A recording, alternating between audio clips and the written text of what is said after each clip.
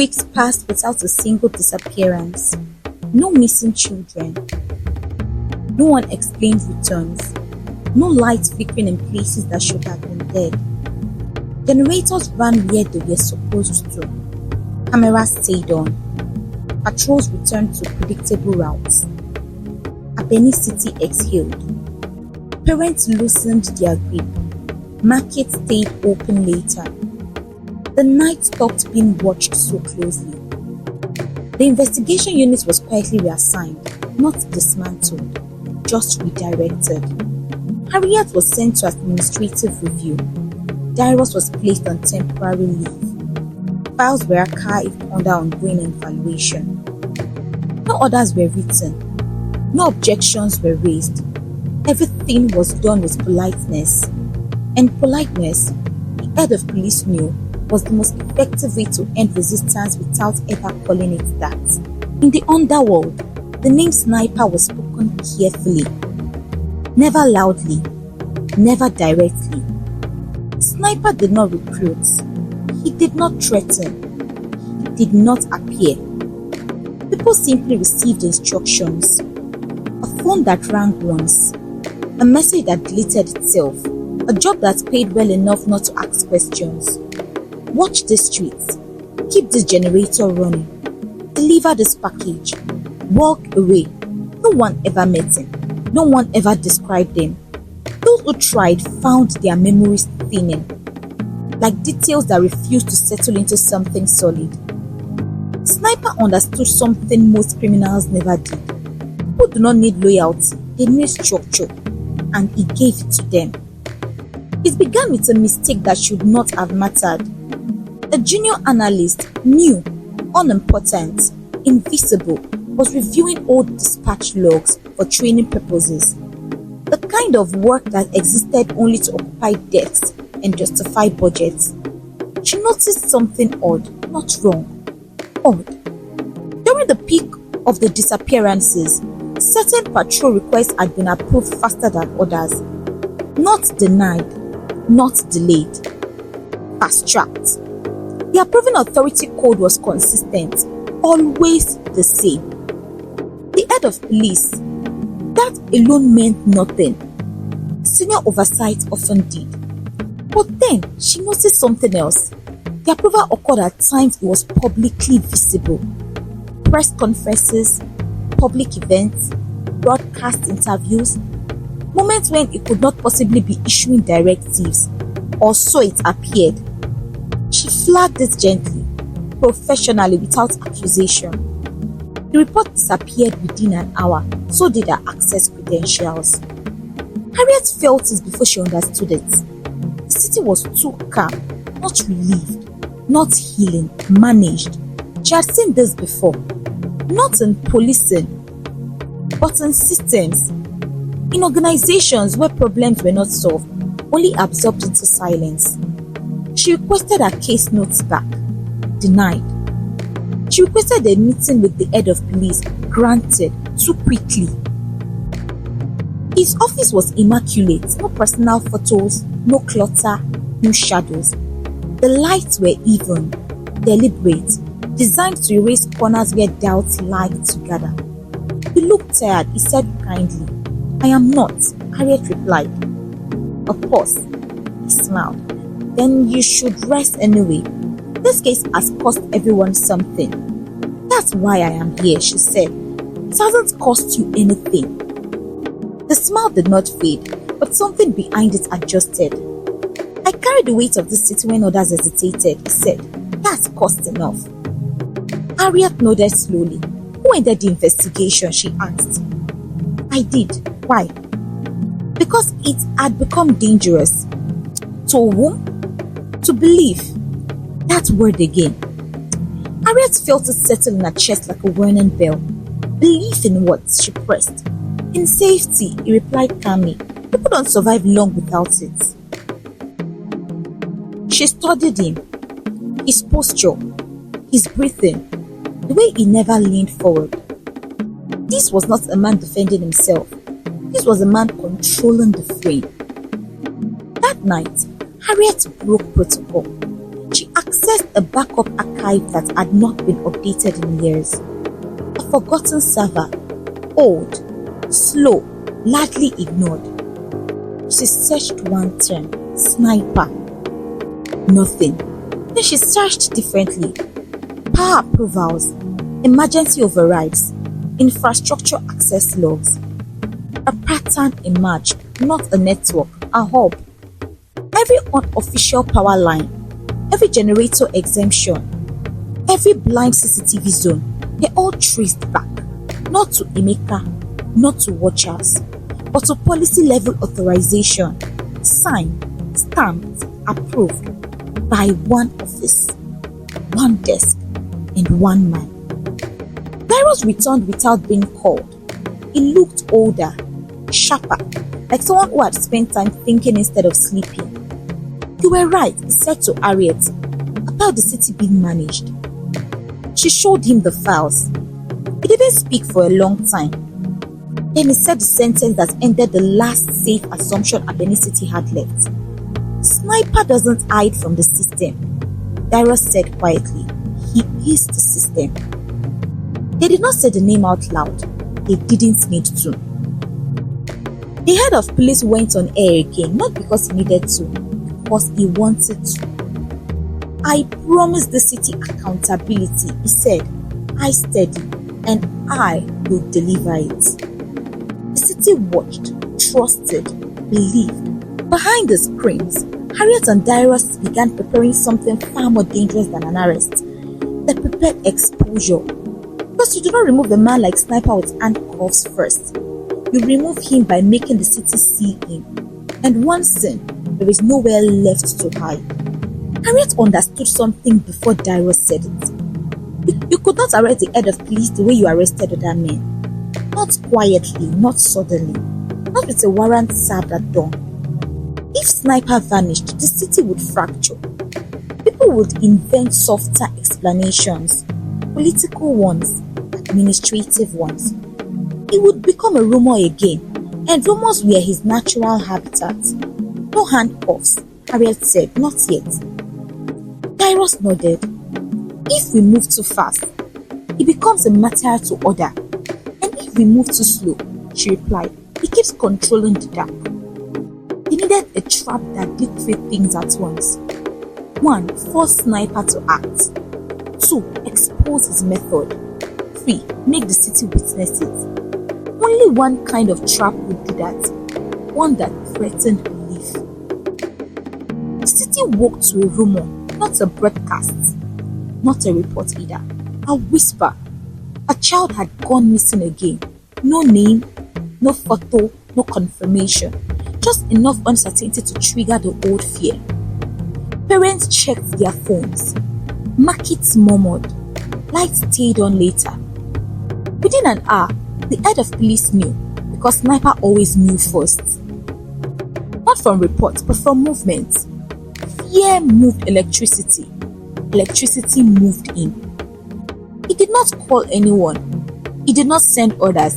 He simply adjusted. 3 unofficial power nodes shut down. 2 listening buildings went dark. 1 emergency route quietly reactivated. To him, this was maintenance. To Harriet, watching from the old server logs, it was signature. "He's responding," she said, which means he believes it. Darius exhaled. Good. That means he still thinks the city needs him. At noon, the head of police went on air unscheduled. "There is no confirmed disappearance," he said calmly. "The situation is under control." The city relaxed. That was the second trigger. Sniper always neutralized fear publicly after containing it privately. Control first, reassurance second. Harriet recorded the broadcasts. Darius pulled live infrastructure logs. They overlapped the timestamps. Perfect alignment. He's not reacting to events, Darius said. He's shaping them. And now, Harriet replied, "We show the city how." They did not accuse him. They didn't leak files. They did something far more dangerous. They released data. Anonymously, incrementally, publicly verifiable. timeline appeared online, created by no known group. It showed power outages, patrol reroutes, public statements, side by side, no names, no conclusions, just correlation. The city began drawing its own lines. Journalists noticed, engineers noticed, even criminals noticed, and sniper noticed last. Because for the first time, control was not centralized, it was distributed. He summoned Harriet, not angrily, not urgently, personally. The latest speculation grew. He said, "That's dangerous." "Truth always is," she replied. He studied her longer this time. "You think you're exposing something?" he said, "but you're weakening trust." Harriet leaned forward. "No," she said quietly. "You weakened it first. I'm just letting people see where." The room changed, not visibly, but unmistakably. This was no longer a conversation between superior and subordinate. This was predator recognizing predator. That night, the city received something it had not heard in weeks. A name. Not a suspect, not a victim. A concept. Sniper. Abeni City learned it was real, and when people learned that, they did what Sniper had always counted on them not doing. They started watching upward. Who approved? Who reassured? Who calmed fear too efficiently? Patterns sharpened, and whispers grew deep. Sniper had one option left: reassert control. He announced the final address: emergency, mandatory broadcast. "The city is being misled," he said, voice steady, "by people who mistake coincidence for conspiracy." Harriet and Darius watched the live feed. "Now," Darius said, "they released the last file, a single document, infrastructure authorization logs, unedited, time-stamped, signed. Every dark place, every light that shouldn't exist, all traced to one authorization code, one office, one man." The city froze, not screamed, not rioted, stilled, because fear, once named, does not explode, it crystallizes. On live television, for less than a second, the head of police hesitated. It was subtle, but Abeni City saw it. And in that hesitation, Sniper was born publicly, not as myth, not as protector, but as architect of the night. The broadcast got too late.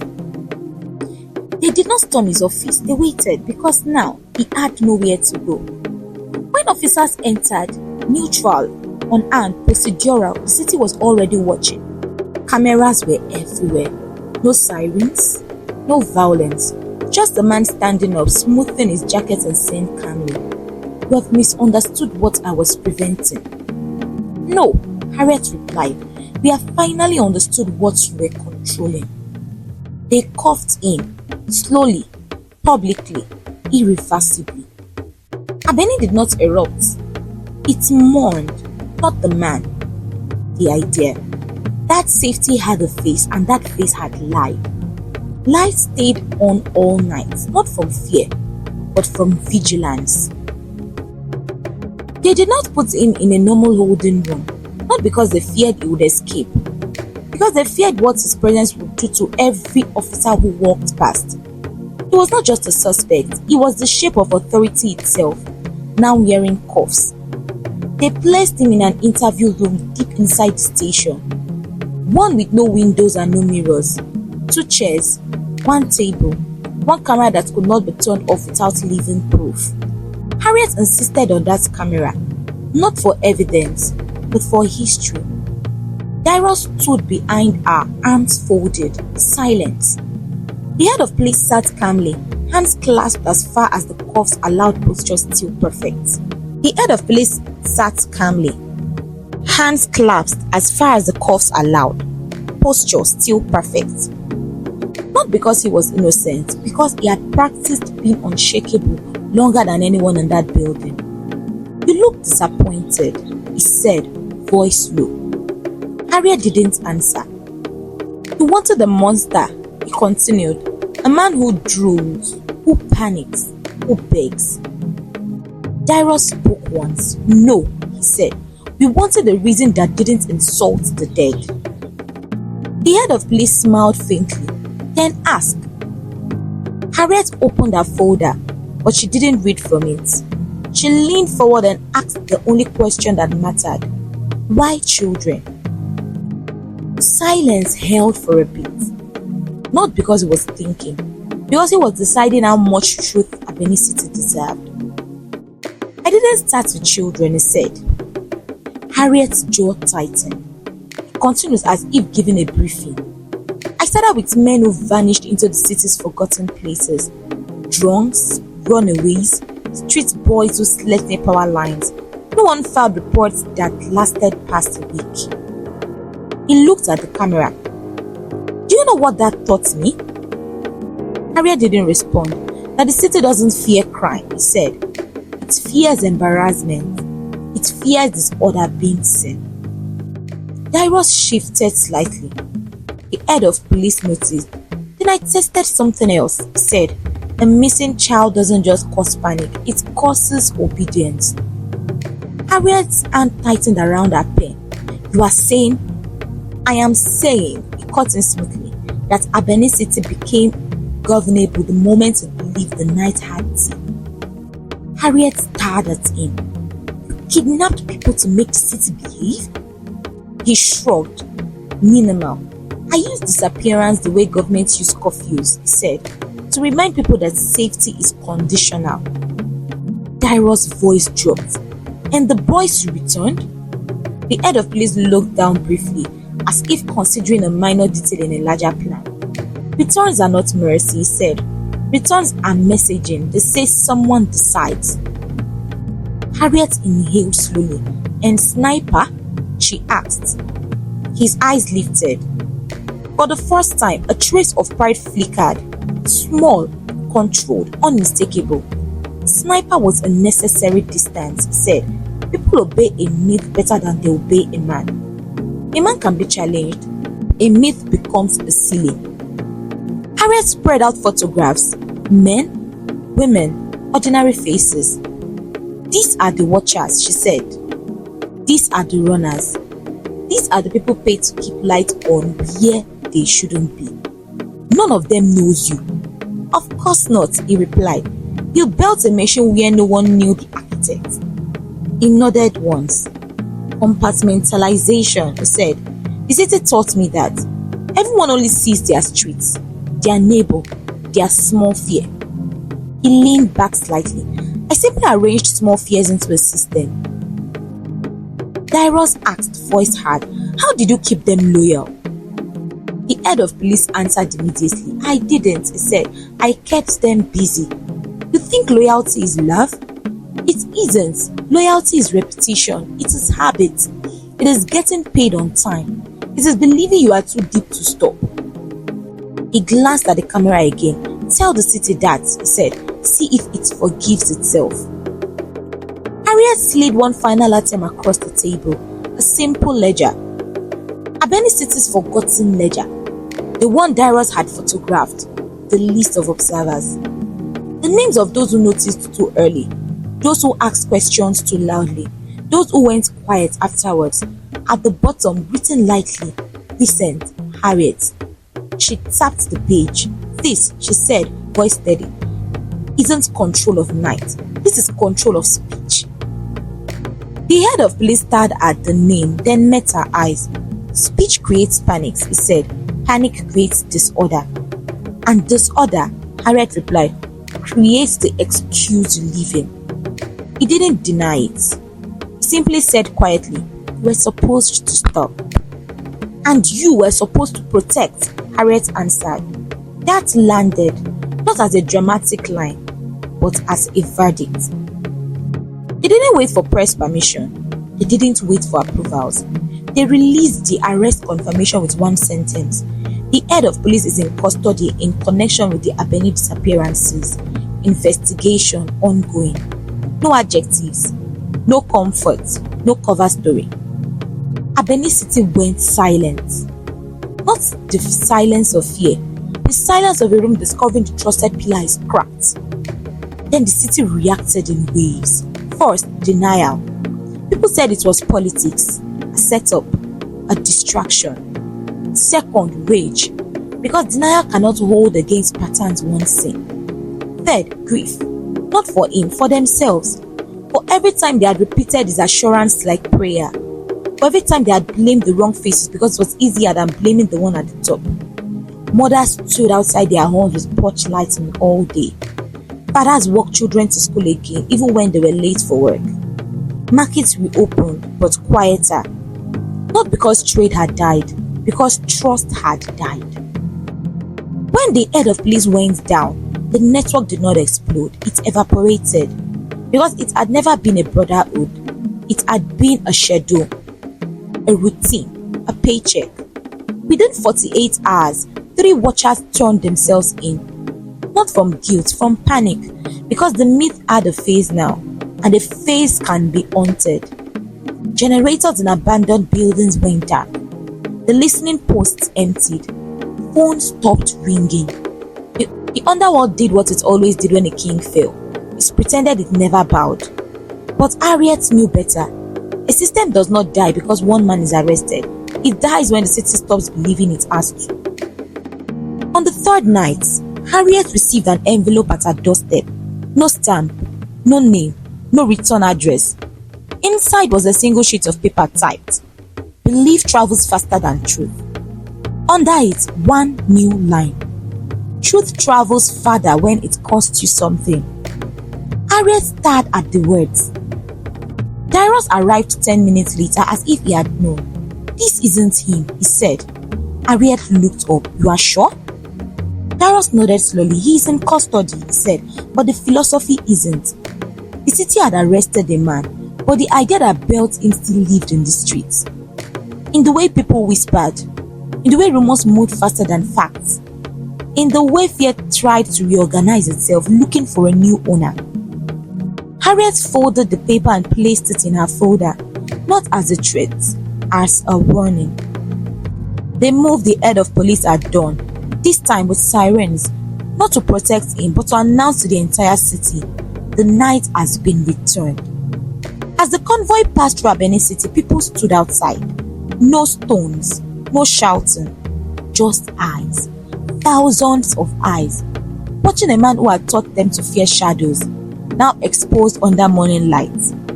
He looked out once through the vehicle window, not terrified, not furious, just assessing, as if he was still measuring belief.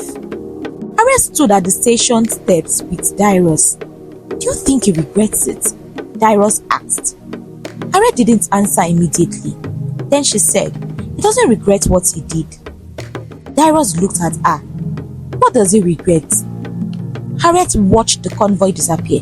He regrets, she said quietly, that the city finally learned to look up.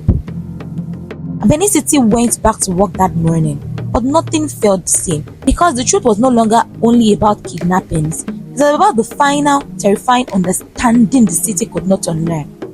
The most dangerous criminals do not break the system, they rise inside it. And for a long time, Abeni City had called that safety. Abeni City woke up to a strange kind of daylight, not brighter, not calmer, unsupervised. For the first time in years, there was no voice on the radio telling people everything was under control. No reassuring cadence, no firm promise, no man who sounded like certainty itself. The head of police had been moved before sunrise, the city knew.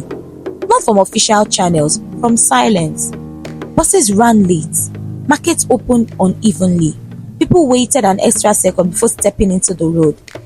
Not because they were afraid of crime, but because they were afraid of decision making. For years, someone had decided for them. Now, no one was. At headquarters, the chain of command looked intact on paper. Deputies, commissioners, units. But paper had never been the problem. The problem was habit. Officers reached for phones that didn't ring anymore, signed reports that felt provisional, waited for approvals that never came. Not because leadership was absent, but because authority had been impersonated for too long. Harriet noticed it immediately. The pauses, the hesitations, The way good officer suddenly looked uncertain about ordinary decisions. She said nothing. This was not something you could fix with orders. Dairo stood by the window of the temporary operations room, watching the city move without choreography. "They are not celebrating," he said. "No," Harriet replied, "they are recalibrating." "That's worse," he said. She didn't disagree. When a tyrant falls, people don't become free overnight, they become quiet enough for someone else to step in. It came before noon, a story spreading fast, that the head of police had not acted alone, that he had taken the fall, that the real sniper was still out there. It wasn't true. But truth, Harriet knew, had never been the strongest currency in Abeni City. Belief was looking for a new shape. At 1:17 p.m., the acting commissioner received an envelope. No return address, no markings. Inside was a single page, typed, "Control does not end, it migrates." Below it, a list. 3 locations, 3 times, 3 innocuous civic events scheduled for the week. Nothing criminal, nothing dramatic, just places where people would gather. The commissioner laughed nervously. "Fear-mongering," he said. Harriet did not. She stared at the times. "These aren't targets," she said. "They are tests." Sniper was in custody. The tunnels were exposed, the network dismantled, the myth unmasked, and yet, the idea that the city needed someone to manage its fear had not been arrested. It had simply gone quiet, waiting. Ideas were harder to handcuff than men. At exactly 3 p.m., a familiar name surfaced. Not on the news, not in a report, in a permit request. Emeka. Alive, cleared, applying for a business license. Different districts, different trade. Same handwriting. Harriet felt the weight of it settle. "It shouldn't be this calm," she said. Darius nodded slowly. "It shouldn't be visible at all." That evening, Harriet visited the Olden facility, not to see the head of police, but to review his property inventory. One item was missing, not confiscated, not logged. A second phone, unregistered, unmarked, never used while he was in office. The kind of phone that didn't belong to a man, but to a function. Harriet closed the folder. The city had removed the architect, but the blueprint was still circulating. As night fell, lights came on across Abeni City, all of them legal, all of them visible, and still, people watched the dark. Because now they knew something they couldn't unknow. The most dangerous thing Sniper ever built wasn't the tunnels or the watchers or the disappearances. It was the idea that someone else should always be in control, and ideas do not stay in person. By the 4th day, Abeni City understood the truth no one wanted to say aloud. Nothing was wrong and nothing was being fixed. Crime had not surged. No child had vanished. No lights appeared where they shouldn't, and yet the city felt exposed. Because for the first time in years, fear had no direction. People waited for instructions that did not come. They watched officials speak carefully, cautiously, like men afraid of their own authority. The absence of control was louder than any siren. Harriet walked through the city without escort. She noticed how often people looked at her uniform, not with respect, with expectation, as if asking, "Are you the one now?" She looked away every time. I know you enjoyed the series of this story. Don't forget to like, share, and comment what you love most about the story. How suspenseful was the story? Don't forget to like, subscribe, and share the story. And turn on your notification bell to not miss out of an upload. Thanks for watching and bye.